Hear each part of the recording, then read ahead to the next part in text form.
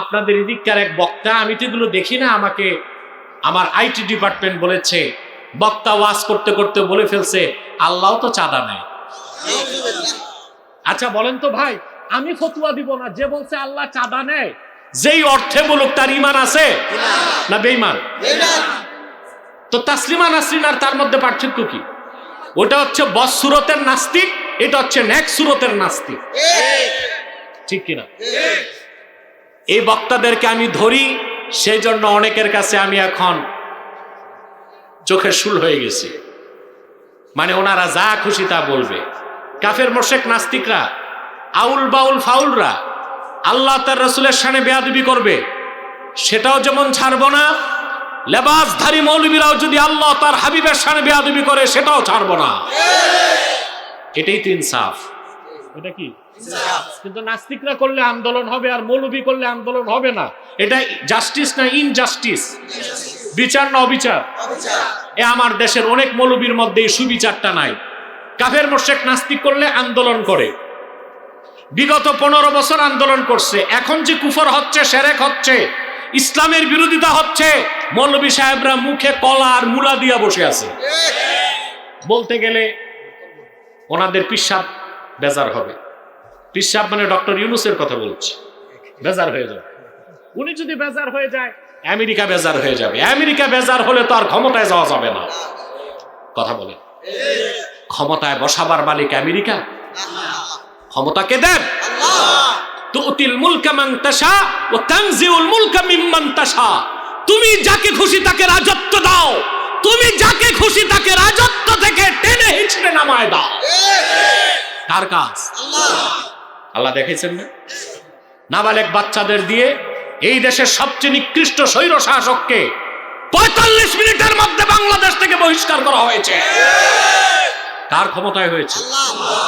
কিসের আমেরিকা? কিসের ছাত্র? কিসের বুদ্ধিজীবী? সব ছিল রোল প্লে করার জন্য। মূল কাজটা কে করে দিয়েছেন? কে? এটা ভুলে যাবেন? ভুলে যাবেন? মুখাপেক্ষী হন। ক্ষমতায় যেতে আল্লাহর মুখাপেক্ষী হন। আমেরিকা আর ইন্ডিয়ার দিকে মুখাপেক্ষী হলে ক্ষমতায় যাওয়া যাবে না, গেলেও টিকা যাবে না, ঠিক কিনা?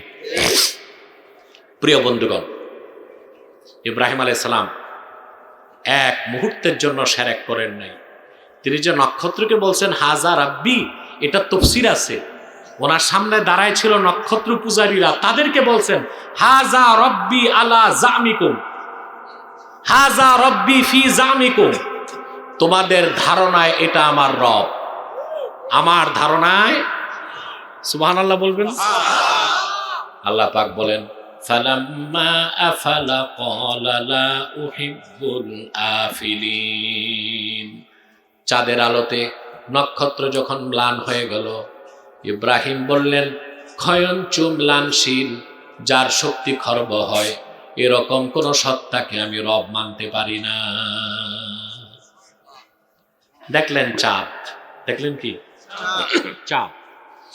আল্লাহ রাব্বুল আলামিন বলেন ফালাম্মা রাআল কমারা বাযিগান ক্বালা হাদা রাব্বি ফালাম্মা আফালা ক্বালা লাইন লাম ইয়াহদিনি রাব্বি লাআকুনান্না মিনাল কওমিদ দাল্লিন। হযরত ইব্রাহিম আবার দেখলেন আকাশের চাঁদকে, পূর্ণিমার চাঁদ দেখে বললেন হাজা রব্বি, এটা আমার রব। এটা তার বিশ্বাস ছিল না। চন্দ্র পূজারীদেরকে বললেন তোমাদের ধারণায় এটা আমার রব। চাঁদ যখন ডুবে গেল, তিনি বললেন যদি আমার রব আল্লাহ আমারে হেদায়েত না করতেন, আমি পথভ্রষ্টদের কাতারে শামিল হয়ে যেতাম। দিনের বেলা দেখলেন সূর্য। আল্লাহ পাক বলেন ফালাম্মা রাআশ শামসা বাযিগাতান ক্বালা হাযা রাব্বি হাযা আকবার ফালাম্মা আফালাত ক্বালা ইয়া কওমি ইন্নী বারীউম মিম্মা তুশরিকুন।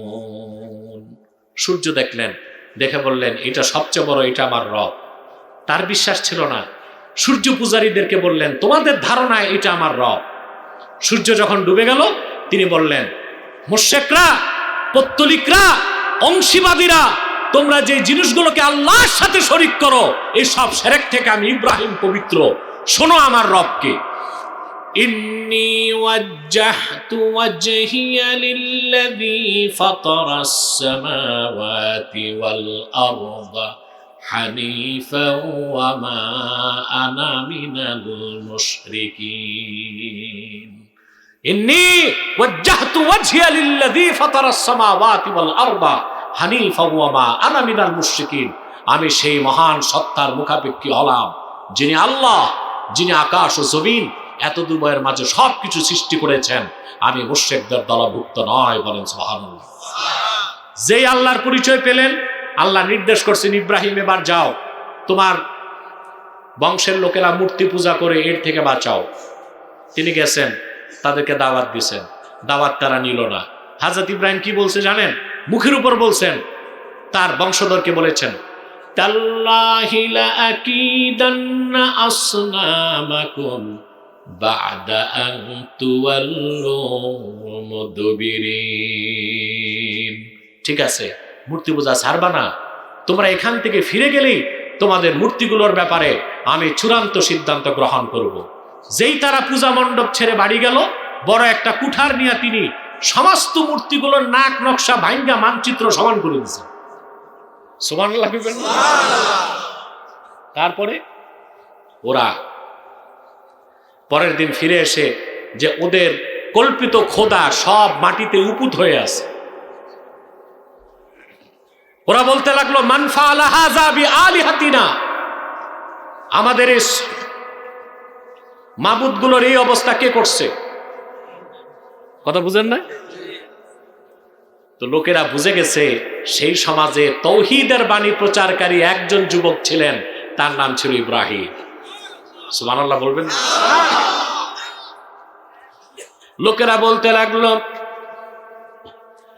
আমাদের এলাকায় একজন লোক আছে যে আমাদের মূর্তিগুলোর বিরোধিতা করে, সেই এই কাজটা করছে। ইউকালু লাহু ইব্রাহিম, তাকে ইব্রাহিম বলে ডাকা হয়। কি বলে ডাকা হয়? ইব্রাহিম আলাইহিস সালামকে ডাকা হলো, তুমি এই কাজ করছো। তিনি মিথ্যার আশ্রয় নিলেন না, কৌশল অবলম্বন করলেন। তিনি বললেন, সবচেয়ে বড় যে সেই কাজ করছে, মনে মনে আছি এই মুশরিকদের মধ্যে আমি তো বড়। ওরা বুঝে নিছে হাতি সুরে কুঠার বেঁধে দিছিলেন তিনি, ওরা ভাবছে হাতি এই কাজ করছে। তো তারা বলতে লাগলো, হাতির কি জীবন আছে নাকি? এটা তো মূর্তি, এ কি করতে পারে নাকি? বলে জিজ্ঞেস করো, বলে ও কি কথা বলে নাকি? বলে যে কথা বলতে পারে না, সে আবার খোদা হয় কেন? চলে গেল কেস নমরুদের কাছে। নমরুদ বলল, ডাকো ইব্রাহিমকে। ডাকা হলো, বিশাল অগ্নিকুণ্ড নির্মাণ করা হলো, আগুন প্রজ্বলন করা হলো, ইব্রাহিম আলাইহিস সালামকে আগুনে নিক্ষেপ করা হবে। আগুনের কাছেও যাওয়া যায় না, এত উত্তাপ। নমরুদের একজন প্রকৌশলী ছিল তার দেশে, তার নাম হুজান। কি নাম? সে বলল, আমি একটা যন্ত্র বানাই দিই। তখন সে বানাই দিল কাঠের কামান। এটাকে আরবিতে বলা হয় মিনজানিক। কি বলা হয়? এটার বহুবচন মাজানিক। এটা চরক গাছ না, বক্তারা বলে চরক গাছ। চরক গাছ না, এটা হচ্ছে কাঠের কামান, নিক্ষেপক। এখন যেমন মিসাইল আছে, ক্ষেপণাস্ত্র আছে, কথা বলেন, ক্ষেপণাস্ত্র লঞ্চ করা হয় না? ওই যুগে ছিল কাঠের কামান, যেটা দিয়ে নিক্ষেপ করা হতো, দূরে পাথর দিয়ে আঘাত করা হতো। মিনজানিক তৈরি করা হলো। হযরত ইব্রাহিমের হাত পা বেঁধে মিনজানিকের হাতলে বসায় দেওয়া হলো। মিনজানিক ঘুরছে, রশি কাটলে আগুনে যাবেন। সত্যিকার অর্থে ইব্রাহিম মুসলিম আত্মসমর্পণকারী কিনা আল্লাহ পরীক্ষা নিতে চাইছেন। জিবরিল পাঠিয়ে দিয়েছেন। জিবরিল এসে বললেন, ইব্রাহিম আলাকা হাজাতুন ইয়া ইব্রাহিম, ওহে ইব্রাহিম, আগুনের কুণ্ডলীর সামনে তুমি অপেক্ষায় আছো, কয়েক সেকেন্ডের মধ্যে তোমাকে আগুনে ফেলে দেওয়া হবে। আমি আল্লাহর সবচেয়ে শক্তিশালী ফেরেশতা, আমার নাম জিবরিল। যদি কোনো সহযোগিতা লাগে, সাহায্য লাগে, আমার কাছে বলো। আল্লাহর পয়গম্বর মহান আত্মসমর্পণকারী ইব্রাহিম বললেন, আমার প্রয়োজন আছে সাহায্যের, কিন্তু জিবরিল তোমারে প্রশ্ন করি, হাজাতুন ইলাইকা আও ইলাল্লাহ, সেই সাহায্যটা তোমার কাছে চাইবো না আল্লাহর কাছে। আল্লাহ পাক খুশি হয়ে গেলেন। এর নাম আত্মসমর্পণ। সুবহানাল্লাহ বলবেন না? এর নাম কি? আর আত্মসমর্পণকারী হচ্ছে মুসলিম। আত্মসমর্পণকারী কি? মুসলিম। আল্লাহ বলেছেন পরিপূর্ণ মুসলিম না হয়ে মৃত্যুকে আলিঙ্গন করো না। কথাগুলো বুঝতেছেন? আরো জরুরি কথাগুলো আমি খুব দ্রুত বলে ফেলছি যেন আপনাদের কষ্ট না হয়। আজকে আমি আসছি আগে, দিনে একটা প্রোগ্রাম করে তারপরে এসেছি। আমি আগে এসেছি যেন আগে আপনাদের বিদায় করা যায়, যেন বেশি রাত হলে অনেকে চলে যাবে, মুনাজাত থেকে বঞ্চিত হবে। 2 দিনের মাহফিলের আজকের বিদায় মুনাজাত, এটা যদি মিস হয়, হতে পারে আপনার জীবনে বড় দুর্ভাগ্য আসতে পারে। আমরা এটা মিস করার চেষ্টা করব না, এবং আমি বিশ্বাস রাখি আমাদের মুনাজাতও কবুল হবে, তওবাও কবুল হবে ইনশাআল্লাহ। প্রিয় বন্ধুগণ, মিনজানি ঘুরতে লাগলো, রশি কেটে দেওয়া হলো, ছিটকে হযরত ইব্রাহিম আগুনের কাছে চলে গেলেন। সহিহ বুখারী সাক্ষ্য দেয়, আগুন হযরত ইব্রাহিমের শরীরে লাগার আগে তিনি পড়তে লাগলেন, হাসবিয়াল্লাহু ওয়া নি'মাল ওয়াকিল। আল্লাহু আকবার। আগুন স্পর্শ হওয়ার আগে পড়ছেন, হাসবিয়াল্লাহু ওয়া নি'মাল ওয়াকিল। আমার জন্য আল্লাহই যথেষ্ট, আল্লাহই আমার উত্তম অভিভাবক। বলেন সুবহানাল্লাহ। সহিহ বুখারীতে এসেছে, রাসূলুল্লাহ সাল্লাল্লাহু আলাইহি সাল্লাম ইরশাদ করেছেন, হাসবিয়াল্লাহু ওয়া নি'মাল ওয়াকিল ক্বালাহা ইব্রাহিম হিনা উলকিয়া ফিন-নার। হযরত ইব্রাহিমকে যখন আগুনের মধ্যে নিক্ষেপ করা হয়েছে, তখন তিনি নিরাশ হন নাই, তিনি এই দোয়াটা পড়ছেন, হাসবিয়াল্লাহু ওয়া নি'মাল ওয়াকিল। আল্লাহ আমার জন্য যথেষ্ট, তিনি উত্তম অভিভাবক। বলেন সুবহানাল্লাহ। আমলটা মনে থাকবে? আপনাদের মনে থাকে না? ভূমিকম্প আসলে আজান দেন, ভূমিকম্প গেছে ডিজে পার্টি দেয়। কি নিব খারাপ মানুষ, কথা বলে না। বাংলাদেশে এগুলো দেখেন না? ভূমিকম্প আসছে পরে ঢাকায় মানুষ সব আজান শুরু করছে, ভয়তে আল্লাহর আযাব চলে আসছে। যেই ভূমিকম্প গেছে আবার শুরু হয়ে গেছে চুরি চামারি, সুদ ঘুষ, ডিজে পার্টি, বেহায়াপনা, জেনা, ব্যভিচার, মাদক, মদ। ঠিক কিনা বলে? আমার মনে হয় আল্লাহ পাকড়াও করবেন। ভূমিকম্প একবার হয় নাই, ঢাকাতে হয়ে গেছে প্রায় 8 বার। বিজ্ঞানীগণ বলেন, যদি রেক্টার স্কেলে 7 ভূমিকম্প ঢাকায় 1.5 মিনিট থাকে, কয় মিনিট? সারা ঢাকা কংক্রিটের স্তূপে পরিণত হয়ে যাবে এবং তৎক্ষণাৎ প্রায় 2 লক্ষ মানুষ মারা যাবে। আমি বলি বিজ্ঞানীদের হিসাব ভুল। ঢাকাতে বর্তমানে বসবাস করে 3,88,00,000 লক্ষ মানুষ। কত? 3,88,00,000 লক্ষ মানুষ। ভূমিকম্পে যদি সব কংক্রিট হয়ে যায়, তো কমসে কম আমার দৃষ্টিতে 50 লক্ষ মানুষ মরার কথা। আর আমাদের যে অবস্থা বাংলাদেশের, সব তো চুরি করে খেয়ে ফেলছে মানুষ। রেস্কিউ টিম নাই। ভূমিকম্প হলে উন্নত বিশ্বে রেস্কিউ টিম থাকে, কিভাবে মানুষকে উদ্ধার করবে, কিভাবে হেলিকপ্টারে নিয়ে চিকিৎসা দিবে, এগুলো কিচ্ছু বাংলাদেশে নাই। আছে? আমরা হচ্ছি কাঙ্গাল। বাঙ্গাল মানে কাঙ্গাল। আমাদের সম্পদ আছে প্রচুর, কিন্তু যারাই ক্ষমতায় বসে চুরি চামারি করে খেয়ে ফেলে। খায় না? 15 বছর খাইছে না? এরপর যারা আসছে তারা কি খায় না? কথা বলেন। আরে, যে ছাত্র নেতাদের দেখছি হাড্ডি দেখা যায়, এখন এদের চেহারা থেকে ঘিয়ের ফোঁটা পড়ে। কি চর্বি হয়েছে! আমার বিশ্বাস করেন, আমি যখন ক্যান্টনমেন্ট থেকে আপনাদের এই সড়কে ঢুকলাম দেবিদ্বার হয়ে, আমার কলিজার পানি শুকায় গেছে। কমসে কম আফ্রিকার জঙ্গল ঘুরে আসা এত কষ্ট না, এই পথে গাড়িতে আসা যেই কষ্ট। এত বিশাল বিশাল গর্ত, ওখানে তো মাছ চাষ করা যায়। কথা বলেন, কেন ঠিক হলো না? কেন ঠিক করছেন না? শুধু বিদেশ থেকে রিজার্ভ এসে টাকা জমান, সরকার রোডঘাট ঠিক করছেন না কেন? জনগণ তা জানতে চায়। কেন রেখে দিচ্ছেন? মানুষকে কষ্ট দেন কেন? সারা বাংলাদেশে যেখানে যাই সড়কের এই বেহাল দশা, কোনো সংস্কার কাজ নেই, শিক্ষা ব্যবস্থার সংস্কার নাই, স্বাস্থ্য খাতের কোনো সংস্কার নাই। আছে? দেশকে উন্নত কাঠামোতে দাঁড় করাবার জন্য ভূমিকম্প আসবে, রেস্কিউ টিম বাংলাদেশে নাই। মানুষগুলো মরে পচে যাবে, গন্ধ ছড়াবে, কেউ উদ্ধার করার মতো থাকবে না। সেজন্য বলি, শুধু বিপদের বেলায় আল্লাহকে ডাকলে হবে না, সুসময়েও আল্লাহকে ডাকতে হবে, তাইলে আল্লাহ রক্ষা করবেন। ইব্রাহিম এই ঠিক কোনো কাজ নেই। এই মৌলবী সাহেব উঠছে কেন? ওই যান যান যান তাড়াতাড়ি যান। এই উঠা বসা চলবে না স্টেজে। আর কয়েক মিনিট আসি ভাই, তোমাদের কষ্ট হয়ে যাচ্ছে, আমি বুঝতেছি। সময় কত দেখো। সম্মানিত সুধী, সাইড টক করবেন না, যতটুক দরকার ততটুক। আপনারা সময় কেন দেখেন? দেখবেন কথা কি হয়েছে, না দেখবেন সময় কি হয়েছে। প্রিয় বন্ধুগণ, ইব্রাহিম আলাইহিস সালাম আগুন স্পর্শ করার আগে নিরাশ হইলেন না, ভরসা করলেন কার উপর? এটাই ইসলাম, এটি আত্মসমর্পণ। সুবহানাল্লাহ বল। চলে গেলেন আগুনে, আগুনের কুণ্ডলীকে আল্লাহ ফুলের বাগান বানায় দিলেন। কাসাসুল কোরআনে ইবনে কাসির নকল করেছেন, ইব্রাহিম আলাইহিস সালাম আগুনে চলে যাবার পর উনি যাকে বাবা বলতেন, অনেকের মতে চাচা, আজার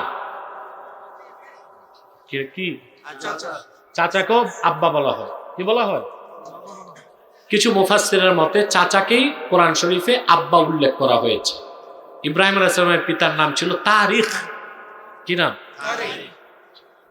যাক, সেই ইখতিলাফি বিষয়ে যাচ্ছি না।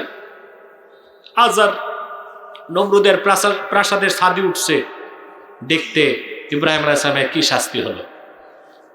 কাসাসুল কোরআনে ইবনে কাসির লেখেন, নমরুদ তাকায় দেখলো আগুনের লেলিহান শিখার নিচে একটি সবুজ বাগানে ইব্রাহিম আলাইহিস সালাম ভ্রমণ করছেন। আফসোস করে তখন সে বলে ফেলল, নেমার রাব্বু রাব্বুকা ইয়া ইব্রাহিম। আসলে ইব্রাহিম, তোমার রব আল্লাহ, তিনি কত উত্তম অভিভাবক রব। আসলে উনি ছাড়া কোনো রব নাই।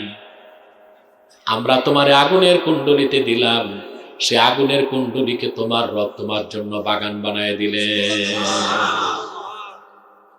বেরিয়ে আসলেন, অসংখ্য লোক ঈমান এনে ফেললো। এর মধ্যে ছিল ওনার ভাতিজা লূত আলাইহিস সালাম। কি নাম? আল্লাহ হযরত লূতকেও নবী বানায় দিয়েছেন। হযরত লূতকে তিনি দায়িত্ব দিয়ে একদিকে পাঠিয়ে দিলেন, অসংখ্য লোক মুসলমান হলো। নমরুদ ক্ষিপ্র হয়ে গেল। হযরত ইব্রাহিম দেশ ছাড়তে বাধ্য হলেন। কার খুশির জন্য? চলে গেলেন কেনান থেকে, চলে গেলেন ইরাক থেকে মিশর হয়ে কেনান, বর্তমান ফিলিস্তিন। বর্তমান এই জোনটা ফিলিস্তিন, যেখানে বাইতুল মুকাদ্দাস, আর বাইতুল মুকাদ্দাসের কাছেই ইব্রাহিম খলিলের রওজা। বলেন সুবহানাল্লাহ। আমার ভাইয়েরা, কেনান চলে যাবার পরে আল্লাহর পক্ষ থেকে নির্দেশ আসলো ইব্রাহিম খলিলের প্রতি, ইব্রাহিম তুমি তোমার একমাত্র সন্তান ইসমাইল, তখন হযরত ইসহাক হন নাই, হযরত ইসহাক থেকে বড় ছিলেন ইসমাইল, তুমি তোমার স্ত্রী হাজেরাকে আর সন্তানকে মক্কায় রেখে আসো। তখন মক্কার নাম ছিল বাক্কা। কি ছিল? পরে নাম হইল মক্কা। সুবহানাল্লাহ। বাক্কা কেন বলা হয়? মক্কাকে বাক্কা কেন বলা হয়েছে? কোরআনেও আল্লাহ বিবাক্কাতা বলছেন, বলছেন না? বাক্কা মানে বাক্কা ইয়াবুক্কু তাবুক্কু, অর্থাৎ চূর্ণকারী, চূর্ণ করে। যে কি করে?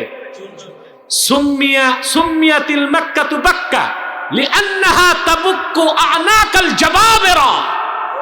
পৃথিবীর যত শক্তিশালী অত্যাচারী মক্কায় ঢুকতে চাইছে, মক্কা তাদের গর্দানগুলো চূর্ণ করে দিয়েছে। বলেন সুবহানাল্লাহ। কারণ মক্কা হচ্ছে আল্লাহর আখিরি নবী মুহাম্মদ সাল্লাল্লাহু আলাইহি সাল্লামের মাওলিদ, বলেন সুবহানাল্লাহ। সেজন্য রোজে আজাল থেকে এখন পর্যন্ত আল্লাহ মক্কাকে হেফাজত করছেন, কিয়ামত তক হেফাজত করবেন, বলেন সুবহানাল্লাহ। তার হাবিবের খাতিরে, বলেন সুবহানাল্লাহ। ফকিহদের মধ্যে মতভেদ আছে, বেশি শ্রেষ্ঠ মক্কা না মদিনা। বুঝতে পারছেন? সবচেয়ে গ্রহণযোগ্য মত হচ্ছে ইমাম মালিক রহমতুল্লাহ বলেছেন মক্কার চেয়েও মদিনা মুনাওয়ারার ফজিলত বেশি। সুবহানাল্লাহ বলবেন না? আমাদের দেশে ইহুদি টাইপের কিছু মৌলবি বের হয়েছে, যারা হাজী সাহেবদেরকে বলে হজ করতে মক্কায় যাবেন, মদিনা মুনাওয়ারায় যাওয়ার দরকার কি? এই কথা যে মৌলবি বলে, খোদার কসম ইহুদিদের পয়সা খাইছে, আমার তাতে সন্দেহ না। মানুষকে নিরাসক্ত করে, কথা বলে না। তা আপনি বলতে পারেন হুজুর, মদিনা মুনাওয়ারায় যাওয়া তো হজের কোনো ফরজ কাজ না। ফেকার দৃষ্টিতে ঠিক আছে, ফেকার দৃষ্টিতে।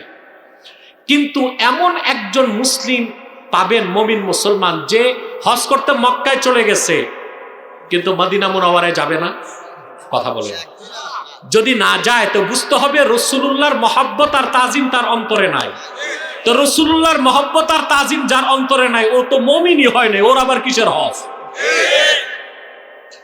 ওর আবার কিসের হজ? তো মক্কার নাম ছিল বাক্কা, আল্লাহ করে দিলেন মক্কা। সুবহানাল্লাহ। হযরত ইব্রাহিম ইসমাইলকে নিয়ে আর হাজেরাকে নিয়ে চলে গেলেন মক্কায়। সেখানে কাবা ঘরের কোনো চিহ্ন তখন নাই, কথা বুঝতে পারছেন? সাফা মারওয়া পার হয়ে তিনি যেখানে জমজম কূপ, এখানে স্ত্রীকে বসালেন, সন্তানকে কোলে দিলেন, শুকনা খেজুর আর পানি হাতে দিলেন, তারপর তিনি চলে যান। নির্জন নিভৃত, মানুষ নাই, জনশূন্য এলাকা, সেখানে স্ত্রী আর সন্তানকে রেখে চলে যাচ্ছেন। আসলে ইব্রাহিম আত্মসমর্পণ করছে কিনা এটাও ছিল পরীক্ষা। সুবহানাল্লাহ। মুসলিম মানি হইল না।